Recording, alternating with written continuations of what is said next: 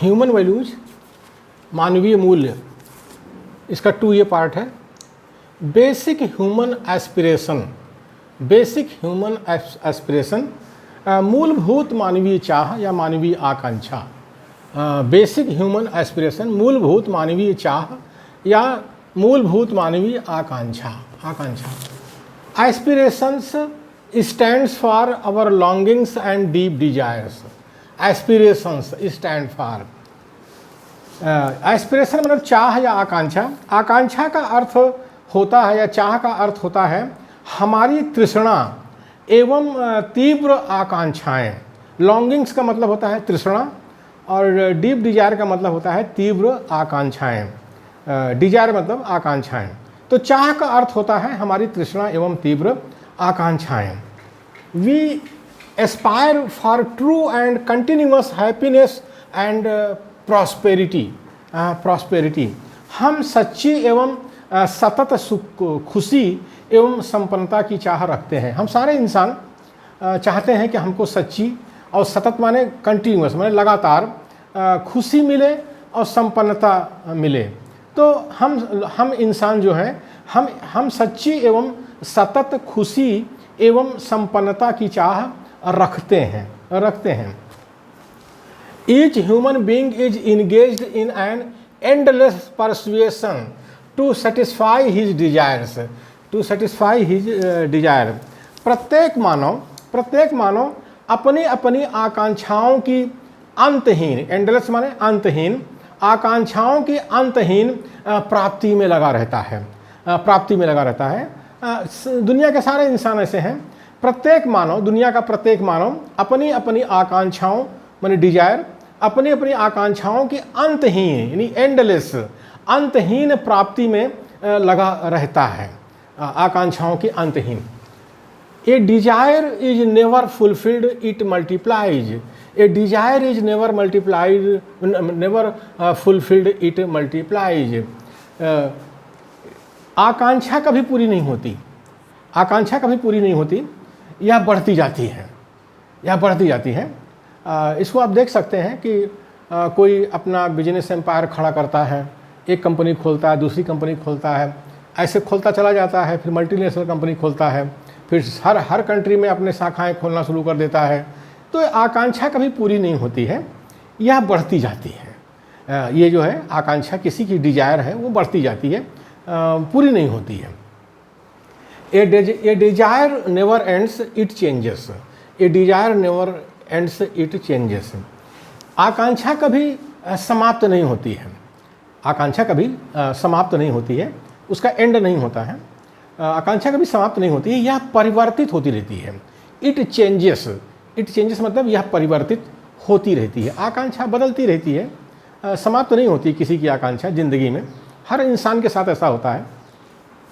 Happiness and prosperity मतलब हुआ है प्रसन्नता एवं संपन्नता। हर कोई प्रसन्न रहना चाहता है, संपन्न रहना चाहता है। तो हैप्पीनेस का मतलब हुआ प्रसन्नता, प्रॉस्पेरिटी माने संपन्नता यानी वैभवशालीता, धन संपत्ति का होना, वैभवशाली होना प्रॉस्पेरिटी है, धन संपत्ति का होना प्रॉस्पेरिटी है।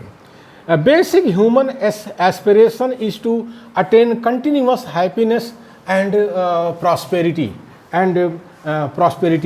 मूलभूत मानवीय चाह सतत एवं संपन्नता को प्राप्त करने की होती है।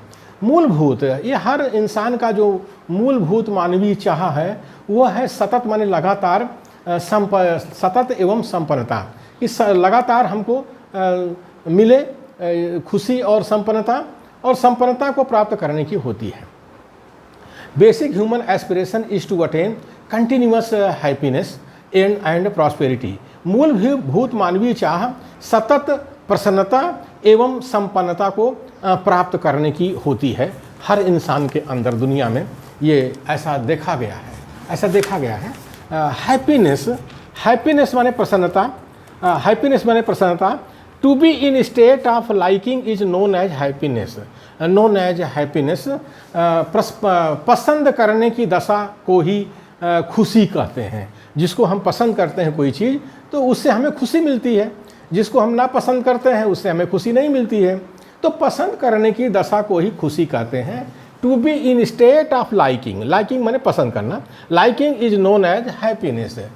To be in state of harmony is known as happiness, is known as happiness. सामंजस्य की दशा में रहने को खुशी कहते हैं। हार्मनी में लोग रहना चाहते हैं, सामंजस्य में रहना चाहते हैं, तो उसी को खुशी कहते हैं। अगर आप सामंजस्य में नहीं हैं तो आपको खुश नहीं रहेंगे। तो सामंजस्य की दशा में रहने को खुशी कहते हैं। आगे है प्रॉस्पेरिटी, माने संपन्नता, वैभवशालिता। Prosperity is a feeling of having more facilities than what is needed, Prosperity मतलब होता है आवश्यकता से अधिक सुविधाओं का होना ही संपन्नता का भाव है या वैभवशालिता का भाव है। ज़्यादा धन संपत्ति का होना ही जो है संपन्नता का भाव है। तो आवश्यकता से अधिक, ध्यान रखिए, आवश्यकता से अधिक, जितनी आपको ज़रूरत है उससे अधिक सुविधाओं का होना ही संपन्नता का भाव है। जैसे आज हमारा मूल निवासी बहुजन है, वो क्या है, रोटी कपड़ा मकान की ही चिंता करता है, और ये सरकार है, शैतानों की सरकार है, वो रोटी कपड़ा मकान भी देने को तैयार नहीं है। आवश्यकता से अधिक की बात ही नहीं हो रही है। वो जो है जो मूलभूत जो ज़रूरत है, रोटी कपड़ा मकान, वो भी देने को तैयार नहीं है। आज करोड़ों लोग हमारे देश में भूख से सो जाते हैं, उनका पेट नहीं भरता है, उनको भरपेट भोजन नहीं मिलता है। और ये सारे के सारे मूल निवासी बहुजन हैं। मजे की बात देखो, ये सारे के सारे मूल निवासी बहुजन हैं, यानी SC ST OBC माइनॉरिटी के लोग हैं जो भूखे पेट सो रहे हैं। करोड़ों लोग सो रहे हैं, कम से कम 25-30 करोड़ लोग ऐसे हैं जो बिना खाए शाम को सो जाते हैं। तो ये जो शैतानों की सरकार है, वो जो है रोटी कपड़ा मकान भी देने को तैयार नहीं है। और जिसको रोटी कपड़ा मकान भी ढंग से नहीं मिलता है, एक तरह से वो जो है जानवर की ज़िंदगी जी रहा है। जानवर किससे शिकायत करने जाता है कि वो भूखा है? तो ऐसे हमारे मूल निवासी बहुजन है, किससे शिकायत करने जाएं कि वो भूखे हैं? तो ये शैतानों की सरकार है भारत देश के अंदर। आज हमारे जो है हमको मूलभूत जो हमारी जो ज़रूरत है, रोटी कपड़ा मकान स्वास्थ्य और शिक्षा देने को तैयार नहीं है। स्वास्थ्य और शिक्षा तो बड़ी दूर की बात है, वो भरपेट भोजन भी आज देने को तैयार नहीं है, भरपेट भोजन देने को तैयार नहीं है। तो कैसे कहें कि हमारे भारत देश में प्रसन्नता है, संपन्नता है, हमारा मूल निवासी बहुजन प्रसन्न है, संपन्न है? कैसे कहा जाए इसको, कैसे कहा जाए?